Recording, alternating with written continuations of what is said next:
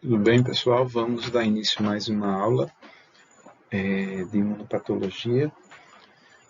Hoje nós vamos falar sobre as doenças autoimunes, né? Vamos começar falando um pouco sobre Vamos fazer uma revisão rápida sobre a autotolerância e depois vamos entrar no assunto da autoimunidade. Então, o assunto de hoje seria as doenças autoimunes, né? A gente vai falar principalmente do lúpus eritematoso, que é uma doença autoimune muito frequente, sistêmica, mas vocês vão encontrar várias formas de apresentação de doenças autoimunes ao longo do curso, tá? Do curso de medicina. Mas vamos lá. Então, em primeiro lugar, vamos falar um pouco sobre a epidemiologia, né? As doenças autoimunes, elas acometem de 2 a 5% da população. Elas são doenças que a sua incidência vem aumentando nas últimas décadas, né? Existem vários fatores causais, né, que tentam explicar a questão a questão da falta de contato com antígenos durante a infância, né? A teoria da higienização, né, dos alimentos, a relação da alta incidência dessas doenças em países desenvolvidos, né, onde você tem um maior controle das infecções parasitárias, das infecções da infância. Então, tudo isso tem relação, parece ter relação com essa maior prevalência, maior das doenças autoimunes, né? As doenças autoimunes, elas podem ser específicas para um determinado órgão, ou ela pode envolver o sistema, né? O sistema tegumentar, o sistema circulatório, a pele. Então, nós temos, por exemplo, uma doença autoimune órgão específica, a tireoidite de Hashimoto, né? Onde você tem um ataque à célula folicular da tireoide, aos folículos tireoidianos, por linfócitos T citotóxicos, né? Que vão agredir esses linfócitos e vão produzir destruição, bem como também você tem a produção de autoanticorpos por plasmócitos, né, especializados, que vão também destruir essas células foliculares. E do outro lado, do outro extremo, nós temos aí uma grande quantidade de doenças autoimunes sistêmicas, né? A mais frequente, a mais estudada, né, é o lúpus eritematoso. E nós temos outras formas, né? Nós temos a esclerodermia, nós temos a artrite reumatoide, né? Outras doenças que têm uma base autoimunológica. Elas podem ser mediadas por linfócitos T, ou seja, a resposta autoimune ela pode ser mediada por linfócitos CD4 e CD8, né? Nós já vimos algumas formas de apresentação nas reações de hipersensibilidade retardada, né? Hipersensibilidade tipo 4 ou tardia, onde você tem uma destruição dos tecidos por essas células autoimunes, né? Linfócitos T ligados com autoantígenos, ativados por autoantígenos que destroem células do próprio tecido. E também tem os autoanticorpos, né, que vão produzir complexos imunos circulantes, vão opsonizar células e por aí vai. Ou seja, existe uma gama de respostas autoimunes que vão destruir o próprio tecido, os tecidos no nosso organismo. A etiologia ainda não está esclarecida, né? Mas vamos ver os mecanismos prováveis, né, mais estudados com relação à etiopatogenia dessas doenças. Aqui nesse slide nós temos alguns exemplos, né, de doenças mediadas por anticorpos, né, e doenças mediadas por linfócitos T, doenças onde você tem uma provável etiologia autoimune, né? O lúpus, aqui de um lado, mostrando um componente por ser uma doença sistêmica, né? Mas nós temos aqui a miastenia graves, a doença de Graves, que também é uma forma localizada, a trombocitopenia autoimune, ou seja, todas elas têm um fundo autoimune mediado por autoanticorpos, né, que vão formar complexos imunes circulantes e por aí vai. E as doenças autoimunes mediadas por linfócitos T, como por exemplo a doença de Crohn, a tireoidite de Hashimoto, que eu falei que o mecanismo fisiopatológico é principalmente linfócitos CD8, né? E tem também aquelas onde existe uma probabilidade, ainda não se chegou a uma conclusão, da sua etiologia autoimune. Então, vamos falar um pouco sobre os mecanismos de tolerância imunológica. A tolerância é um mecanismo de proteção que o nosso sistema imunológico possui para impedir que haja resposta a um determinado antígeno após a exposição desse antígeno a linfócitos específicos, né? A autotolerância seria a ausência de resposta, o controle muito seguro, muito eficaz que o sistema imunológico tem para evitar que antígenos próprios, né, ou autoantígenos produzam uma resposta imunológica, que seria uma doença autoimune, né? Quando você tem o estímulo de linfócitos T e plasmócitos ou linfócitos B autorreativos, então você está provocando uma doença autoimune, né? Então, o sistema imunológico ele produz constantemente durante toda a nossa vida linfócitos que são autorresponsivos, né? Ou seja, linfócitos que têm capacidade de responder uma resposta imunológica quando são estimulados por autoantígenos. Esses autoantígenos, nós podemos dizer que são os componentes celulares, né? Os componentes que fazem parte de uma determinada estrutura química de uma célula ou de uma proteína, né? Por exemplo, fosfolipídio, que estão presentes na superfície de uma membrana celular, determinada porção de um receptor da célula, podem ser componentes estruturais do DNA da célula, né? Das organelas, ou seja, esses autoantígenos são os mais variados. Existe uma gama grande de autoantígenos que podem estimular essas células responsivas, essas células do sistema imunológico. Mas os mecanismos de autotolerância são capazes de coibir, de neutralizar, né, destruir esses linfócitos responsivos, né?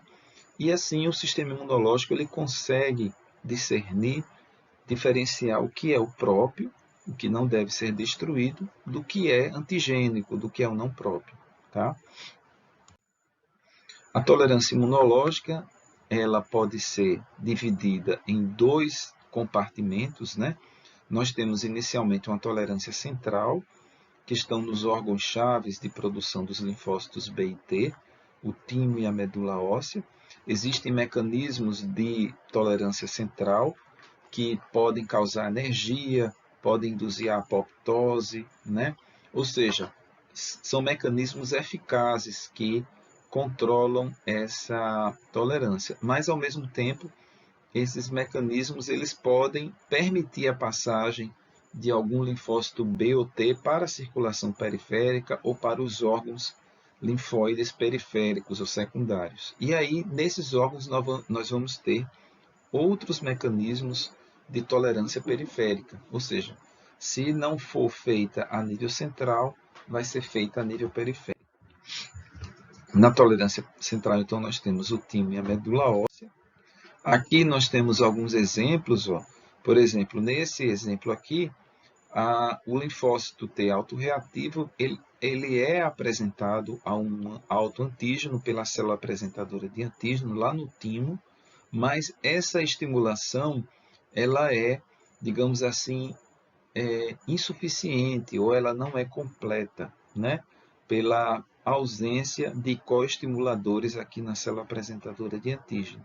E com isso você tem uma chamada seleção negativa com deleção e a morte desse, a indução da morte desse linfócito.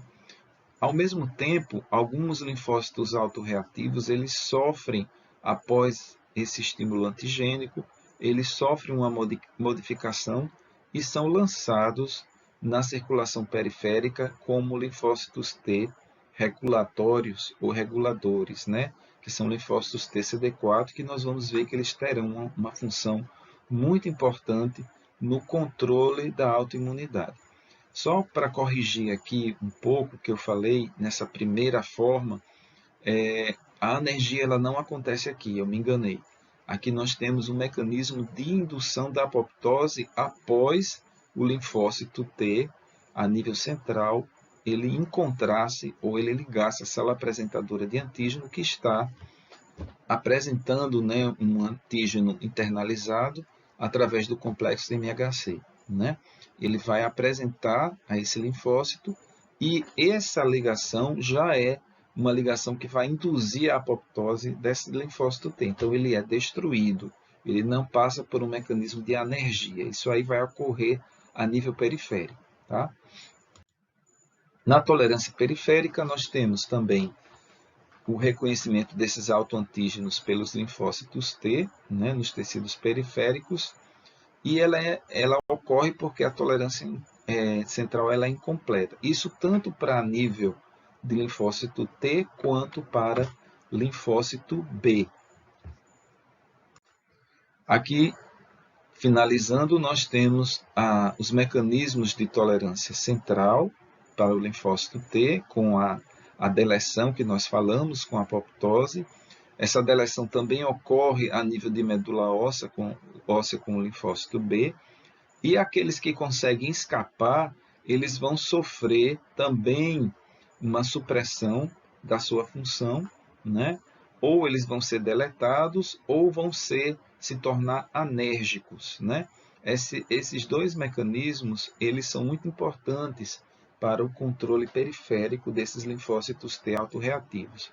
Da mesma forma, a nível B, do compartimento B, nós vamos ter também a anergia. Essa anergia, ela poderá ser reativada, ou seja, um linfócito B ou T que está no estado anérgico, ele pode ser reativado dependendo do encontro de um autoantígeno, né, e da estimulação perfeita para que ocorra a quebra dessa anergia. Então, alguns mecanismos de controle da autotolerância, eles são, digamos assim, reversíveis, né? Por isso é que existe o risco da doença autoimune. Visto isso, nós vamos falar agora, vamos entrar realmente no capítulo das doenças autoimunes, mas a gente vai fazer uma revisão sobre a patogenia da autoimunidade. Quais são os mecanismos propostos, né, que favorecem a autoimunidade e estão relacionados com a sua patogenia. Logicamente, não poderia deixar de falar que existe a suscetibilidade genética, né? Isso é observado em várias doenças autoimunes, né? Por exemplo, indivíduos de uma mesma família, os membros com parentesco de primeiro grau, eles têm uma maior tendência a desenvolverem doenças autoimunes. Isso é verdadeiro quando a gente for falar lá do lúpus, né?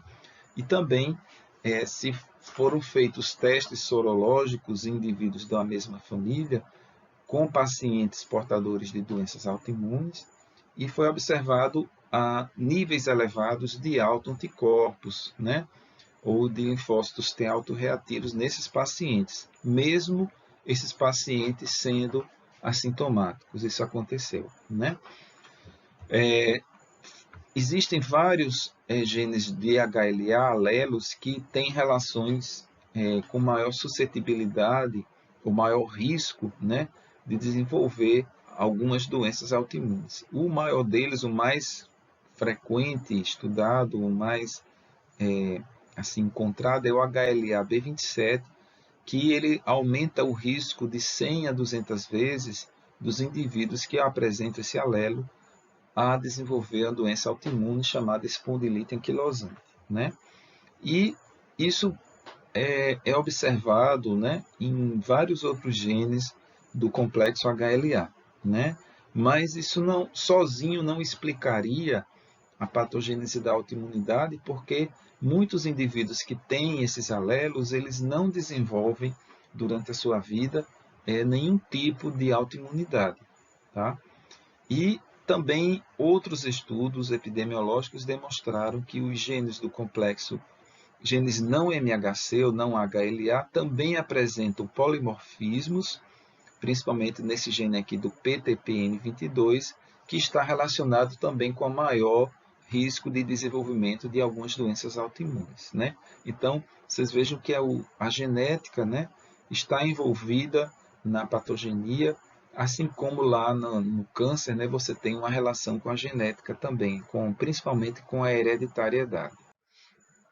Mas voltando aqui à patogenia da autoimunidade, um papel importante que vem sendo muito estudado é o papel das infecções bacterianas, virais e o papel da lesão tecidual. Essa lesão tecidual pode ser causada por uma necrose isquêmica, por um processo inflamatório não infeccioso, né? E também por infecções, né? Por vírus e bactérias.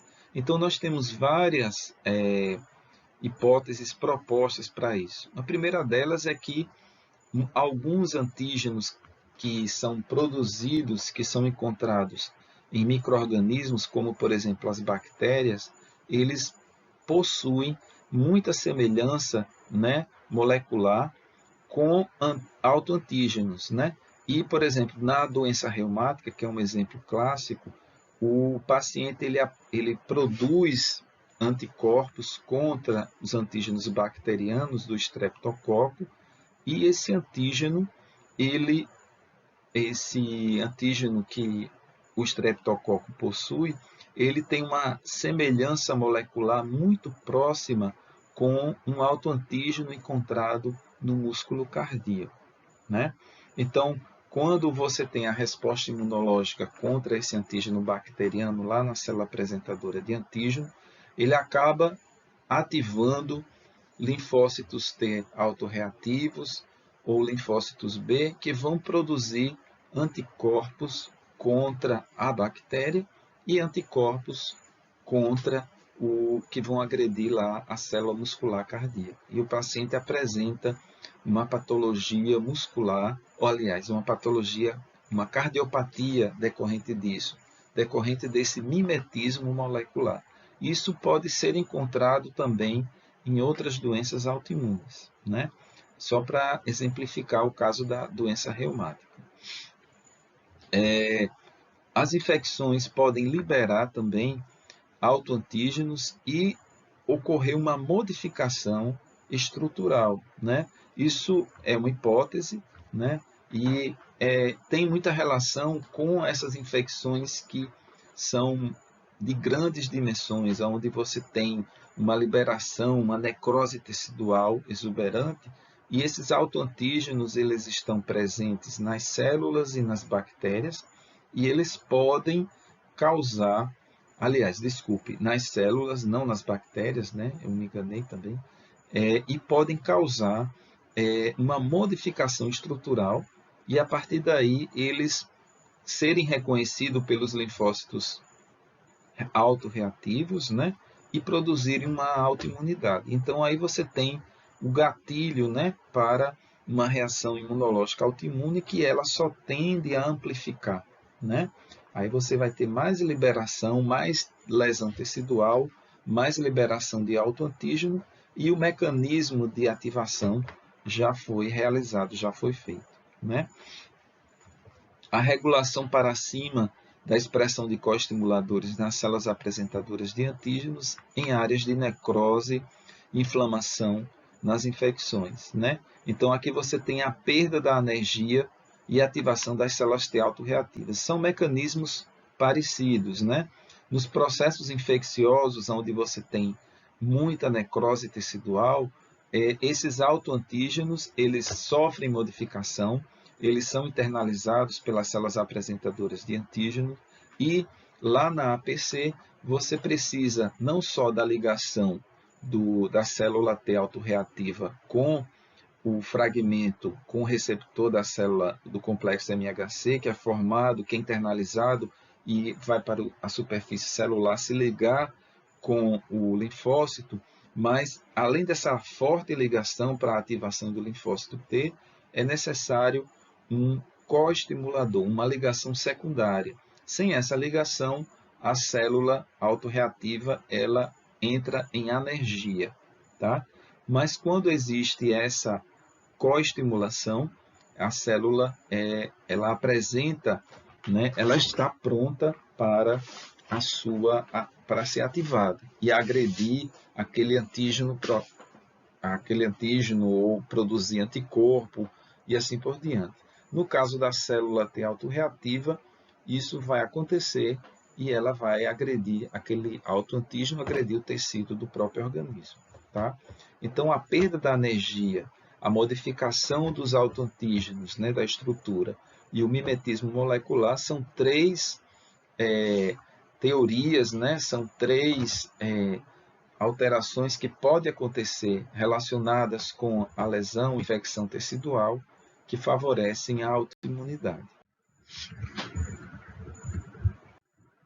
Então, aqui nós estamos vendo, nesse quadro, que é do Robbins, a presença do mimetismo molecular, como eu falei para vocês, né? O antígeno microbiano ele ativa a célula T autorreativa e essas células vão agredir células próprias, né? Ou seja, ele tem muita semelhança com um autoantígeno presente lá nos tecidos, né? Que normalmente esse autoantígeno ele não estaria lesado porque aquela célula ela sofreu um mecanismo de controle da autoimunidade, né, da autotolerância.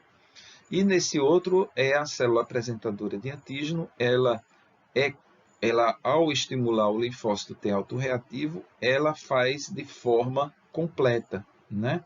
Isso no meio de um processo inflamatório, no meio de uma área de necrose.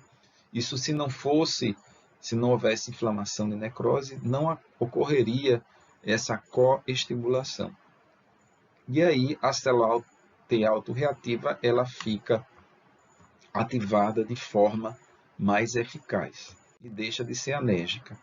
E aqui nós temos um quadro que tenta agrupar, né, reunir todos esses mecanismos propostos para a patogênese da autoimunidade. Então, o indivíduo teria uma suscetibilidade genética, ele teria genes de suscetibilidade, genes do complexo MHC ou não MHC, ou vários genes combinados, né, que favorecem a essa suscetibilidade, essa fragilidade dos mecanismos de autotolerância. Esses linfócitos autorreativos, eles não seriam deletados ou anérgicos ou entrarem em apoptose, e no momento em que ocorresse uma inflamação tecidual, né, por bactéria, por vírus, você teria a ativação desses linfócitos T autorreativos, né, por aqueles mecanismos de mimetismo, de modificação da estrutura dos autoantígenos, né, ou maior ativação da célula apresentadora de antígeno. Então, precisa ter uma situação perfeita, né, para que ocorra todas essas alterações em conjunto, levando à doença autoimune aqui no final. Então, vamos agora falar sobre o lúpus eritematoso sistêmico, que é o protótipo de doença autoimune, né? Nós só vamos falar na aula de hoje sobre o lúpus, não vamos tecer comentários sobre outras doenças autoimunes, né? apesar de no livro do Hobbes vocês encontrarem outros exemplos de doenças autoimunes.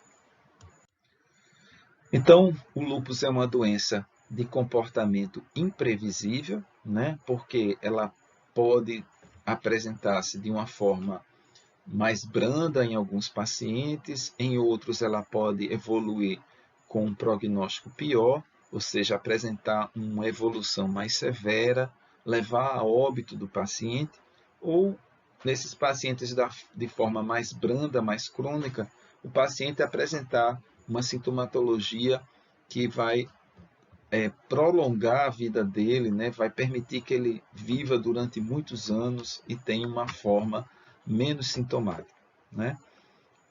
Existe uma grande proliferação, produção de autoanticorpos, né? Dentro do lúpus, essas células elas são lesadas, né?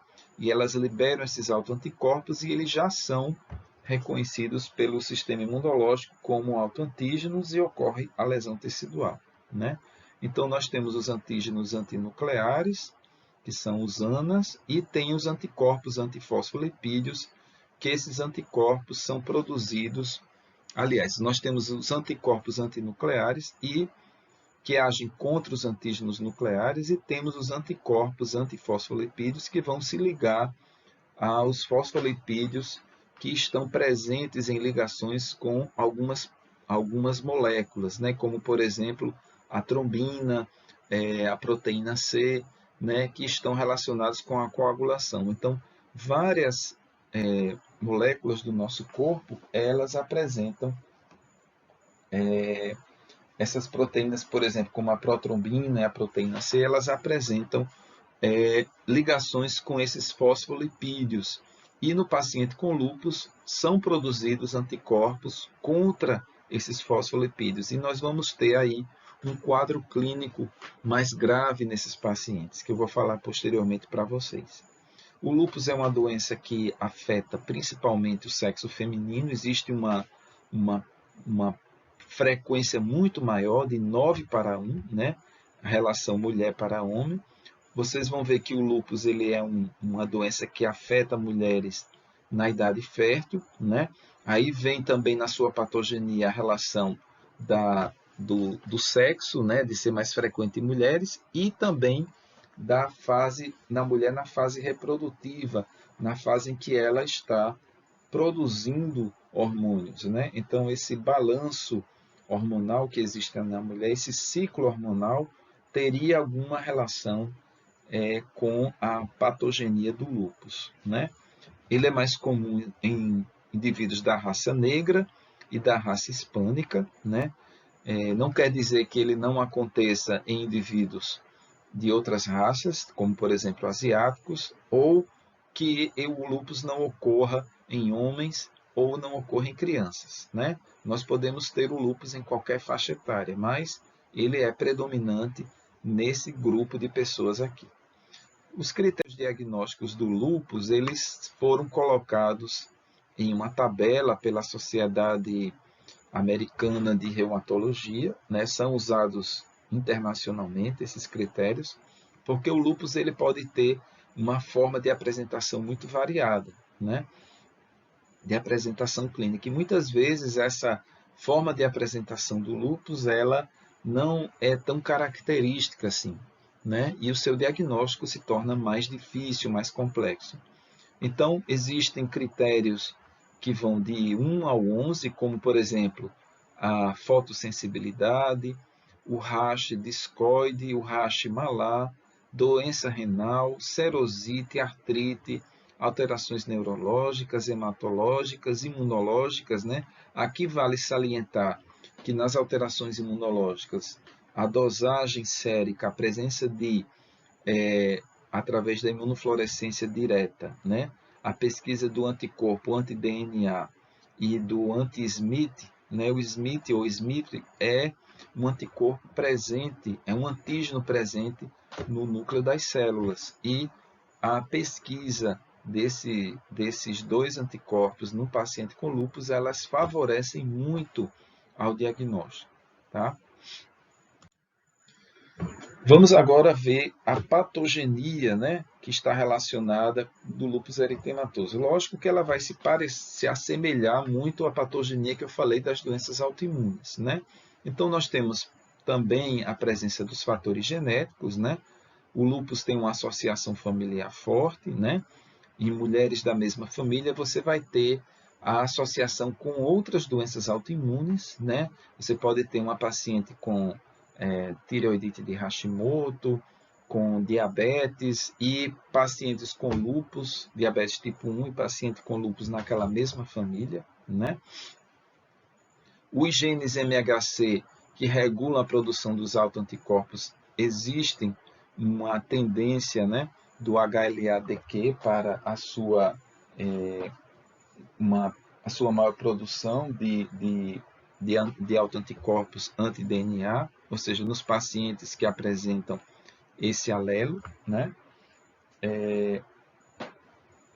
O outro mecanismo seriam outros genes que levariam a deficiências genéticas relacionadas com as proteínas do complemento, né?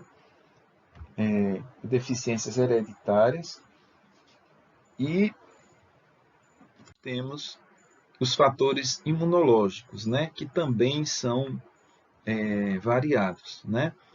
Desde a presença de modificações de células T auxiliares CD4, né? Essas células T, elas escapariam da imunovigilância central e ou da autotolerância, dos mecanismos de autotolerância central, e na periferia elas contribuiriam para a autoimunidade do lúpus, ou seja, elas teriam uma relação com a ativação dos linfócitos B produtores dos autoanticorpos. Isso foi observado porque você se encontra níveis elevados de linfócito CD4 em pacientes com lúpus eritematoso. Tá? O outro fator relacionado com a imunologia, que tem uma base imunológica, é que os pacientes com lúpus apresentam também níveis elevados de interferon tipo 1, interferon ou interferon, né? Tanto faz. E esse interferon tipo 1, ele é observado, ele é detectado na imunidade inata ele é produzido contra infecções virais, né? Essas citocinas, elas também possuem uma capacidade, uma propriedade de aumentar, de estimular a produção de anticorpos. E no lúpus você teria essa proteína, essa citocina, desculpe, ela teria uma função de amplificar a resposta autoimune, né? Aumentando, estimulando a produção de autoanticorpos. Esse interferon, ele é observado a sua síntese, né, nos linfócitos e também nas células apresentadoras de antígeno. Outro mecanismo imunológico que está relacionado com a autoimunidade é a ocupação dos receptores TRL. Esses receptores estão presentes, são os receptores de resposta padrão que são utilizados naquela resposta imunológica inata, né?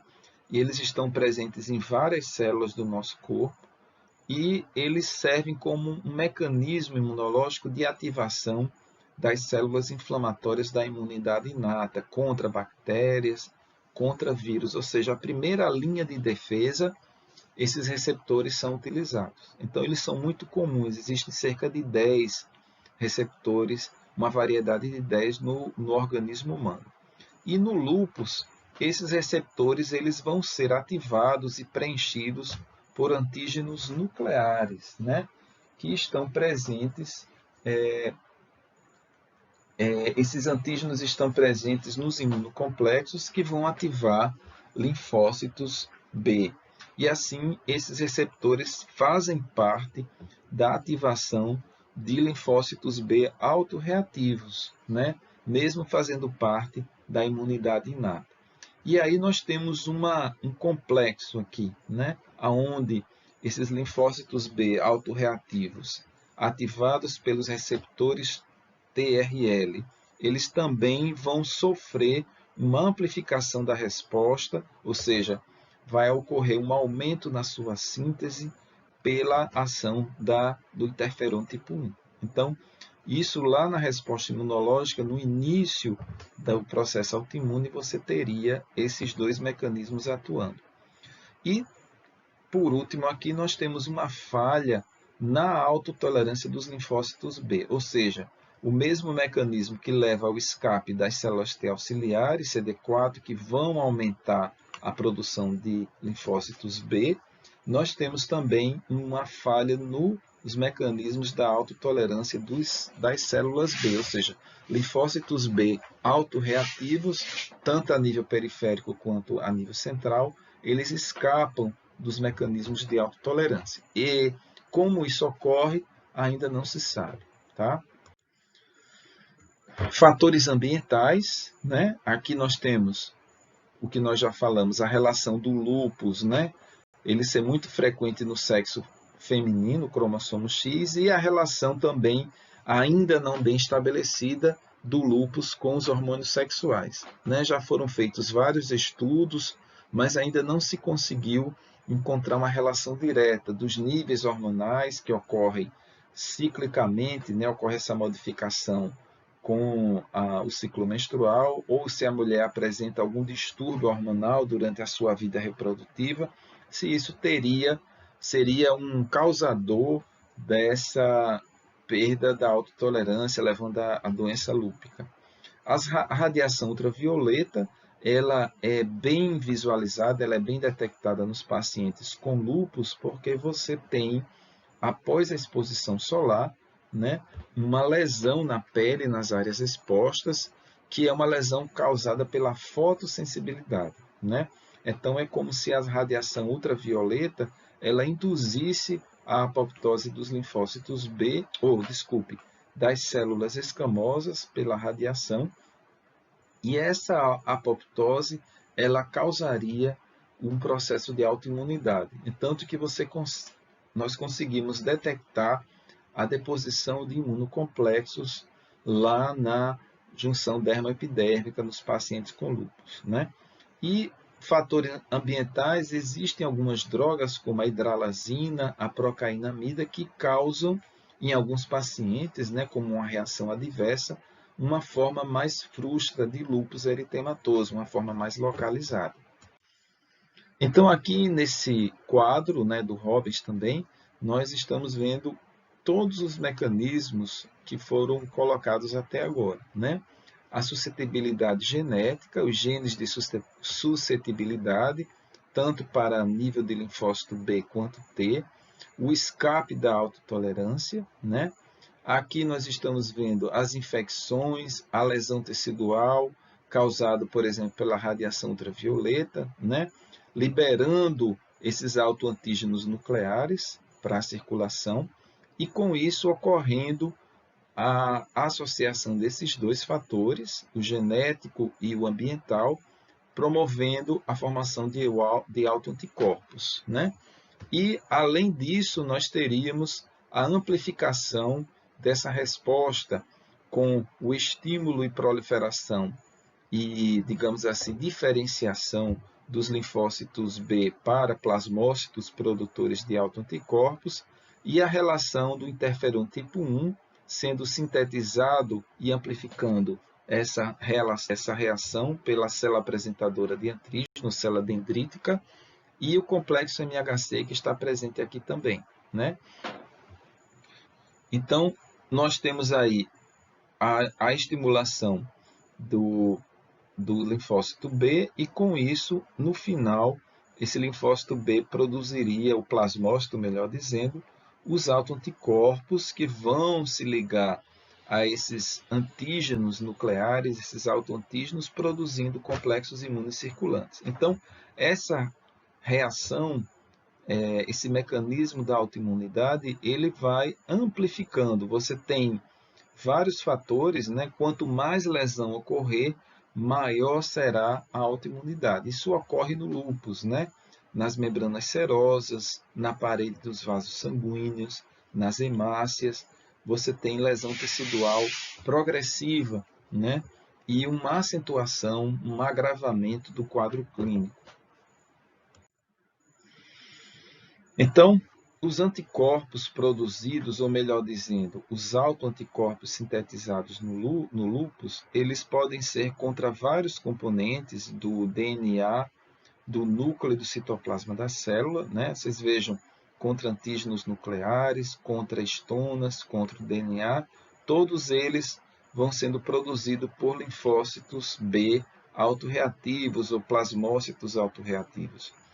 E também nós temos anticorpos contra antígenos presentes nas células sanguíneas, né? Que vão opsonizar essas células, né? Vão revestir hemácias, plaquetas e linfócitos e vão induzir a sua fagocitose por macrófagos, tá? E destruindo essas células precocemente. E nós temos aqui os anticorpos contra as proteínas em fosfolipídios. Os fosfolipídios que são ligados a determinadas proteínas, como nós já falamos, a protrombina, o sistema imunológico ele reage, ele reconhece esse fosfolipídio como autoantígeno, ou substância antigênica, e produz destruição. E o indivíduo vai ter uma síndrome clínica de trombose, né? Apesar de você ter uma destruição, uma tendência ao consumo, né, de protrombina, proteína C, nós vamos ter uma tendência a tromboembolismo nesses pacientes. Então, os pacientes que apresentam essa síndrome do anticorpo antifosfolipídio, eles apresentam um quadro de tromboembolismo, né? Pacientes têm dificuldade de engravidar por causa da predisposição de trombos na circulação placentária e leva ao aborto, né, do feto e várias outras situações clínicas. Os pacientes que apresentam esses anticorpos, eles também vão ter uma reação cruzada com a cardiolipina. Esses anticorpos produzidos, eles vão se ligar a essa proteína e os pacientes com lúpus poderão ter um falso positivo para o teste da sífilis, né? Por causa dessa ligação com a cardiolipina que está presente, uma proteína estranha que faz parte desse teste sorológico, tá? Então é comum você utilizar a pesquisa na pesquisa no diagnóstico do lúpus. Então, nós temos aqui dois mecanismos principais de lesão tecidual, né? A hipersensibilidade tipo 3, que você tem a produção de complexos imunes circulantes, né? Ou seja, esses autoanticorpos eles vão se ligar a antígenos solúveis, né? Ou autoantígenos que estão circulando, e ali vão formar complexos imunes, e esses complexos vão se depositar na parede de vasos, de serosas e causar lesão, né? Ativando a via clássica do complemento. E do outro lado, nós temos também a opsonização com fagocitose dessas células, né?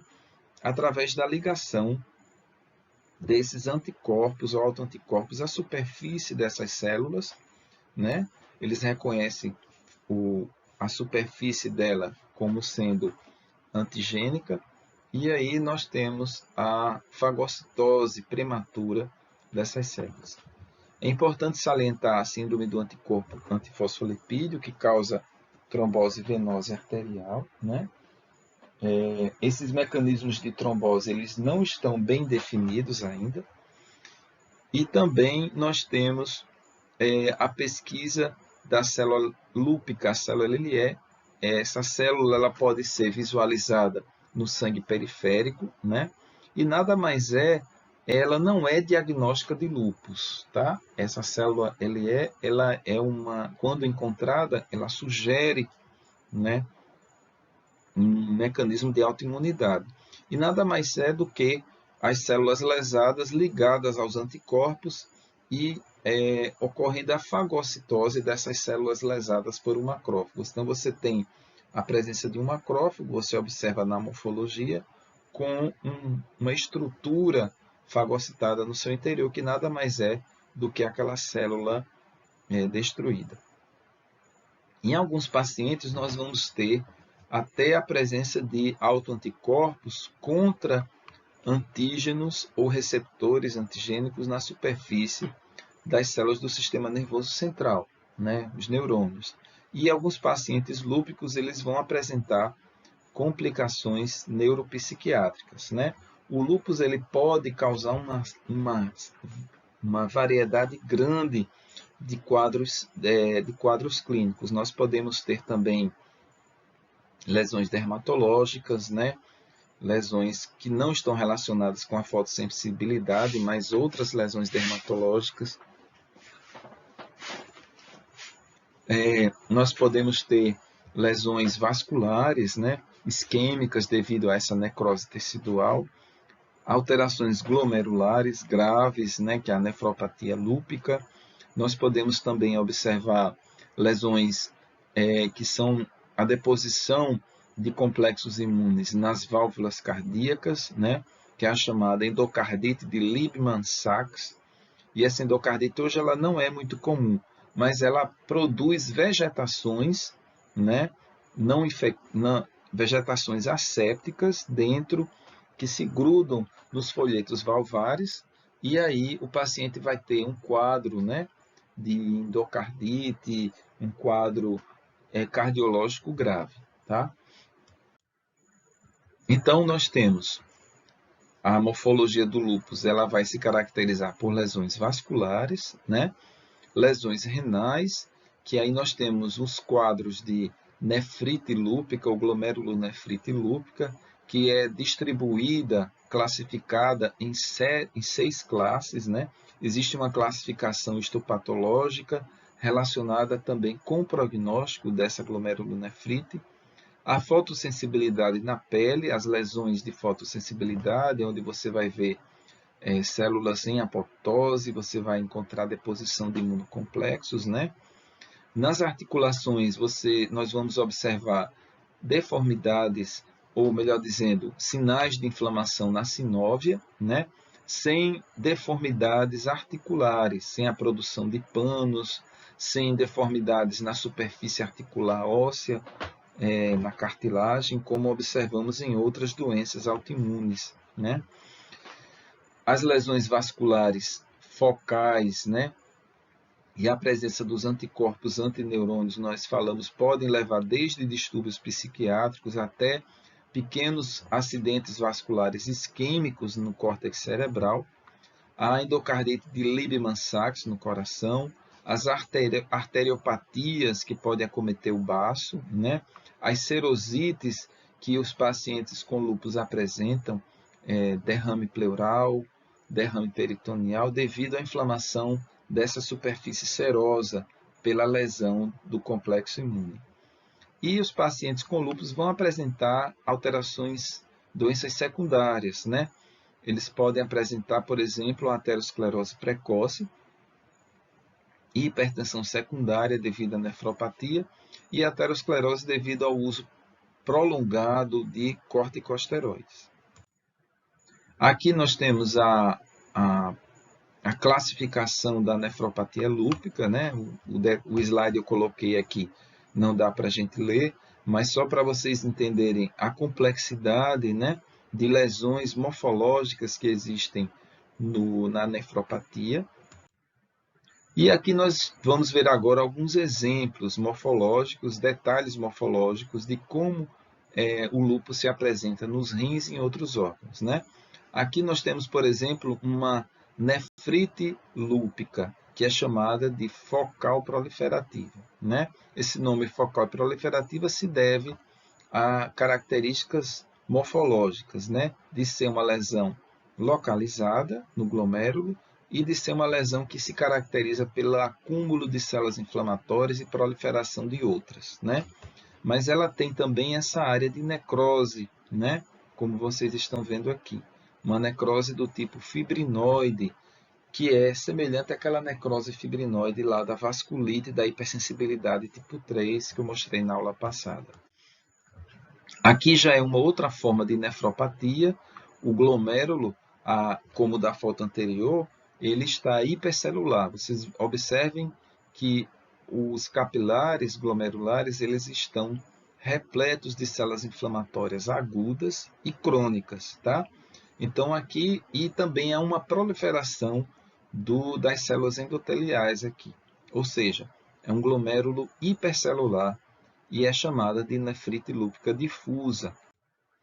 Aqui seria um outro tipo de nefrite lúpica, aqui é uma coloração pelo PAS, onde nós conseguimos detectar, vocês conseguem identificar aqui essas áreas mais coradas, né, em vermelho, e também mais espessas, que são a membrana de filtração glomerular. Então, justamente nessas áreas mais espessas, que aqui está bem evidente, são lesões chamadas em alça de arame, e elas são decorrentes da deposição de imunocomplexos nessa superfície. Vale a pena a gente parar um pouco e explicar por que ocorre a deposição de imunocomplexos no rim. Por que o rim é tão atacado, tão comprometido por esses imunocomplexos, né? E isso se torna tão grave. Em primeiro lugar, por causa do fluxo, né? Existe um fluxo vascular nesses capilares glomerulares e uma pressão vascular muito grande. Então, esse enovelado de vasos sanguíneos também favorece a deposição desses imunocomplexos, mas não se limita só a isso, né? Existem outros fatores que ainda não estão bem esclarecidos, né? Então, o rim é um órgão frequentemente acometido pelo lúpus, né? Por causa dessa grande quantidade de imunocomplexos que são formados. Esses imunocomplexos, eles podem atravessar a membrana de filtração glomerular, eles podem se localizar em diversas situações e diversos espaços da membrana de filtração, né? Como a gente está vendo aqui nessa fotografia eletrônica, feita por um microscópio eletrônico. Para a gente se situar, isso aqui é uma hemácia, tá? Isso aqui é um espaço vascular, e aqui é uma alça capilar, né, de um glomérulo, vista aqui num aumento bem grande, né, que eu não sei dizer quanto. E observem que existe aqui na membrana, aqui é o espaço urinário, a célula podocitária aqui por fora, a célula endotelial, né? E observem que existem essas manchas escuras, né? Formando esses montes, né? Esses nódulos na face endotelial e ligadas à membrana basal. A membrana basal é essa estrutura aqui, tá? Que tem esse aspecto como uma faixa. Então, essas áreas escuras são nada mais, nada menos do que depósitos de imunocomplexos, né?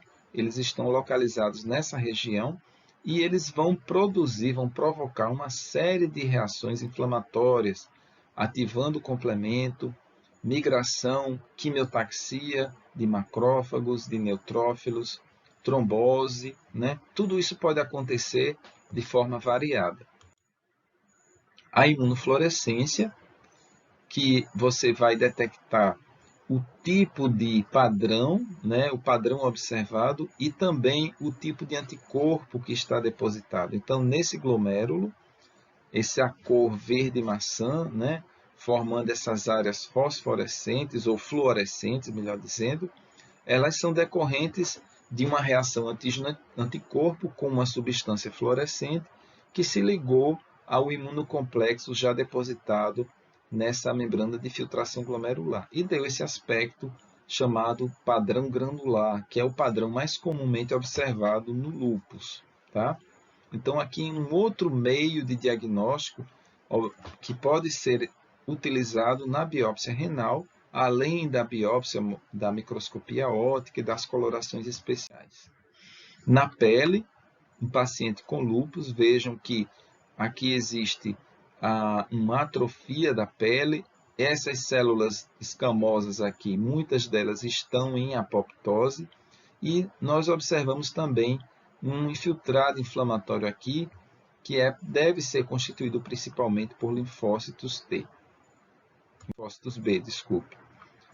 Quando é realizada a imunofluorescência, nós temos aqui uma faixa de cor verde maçã mais corada, que se deve à ligação dessa substância fluorescente com os imunocomplexos depositados nessa junção dermoepidérmica, tá?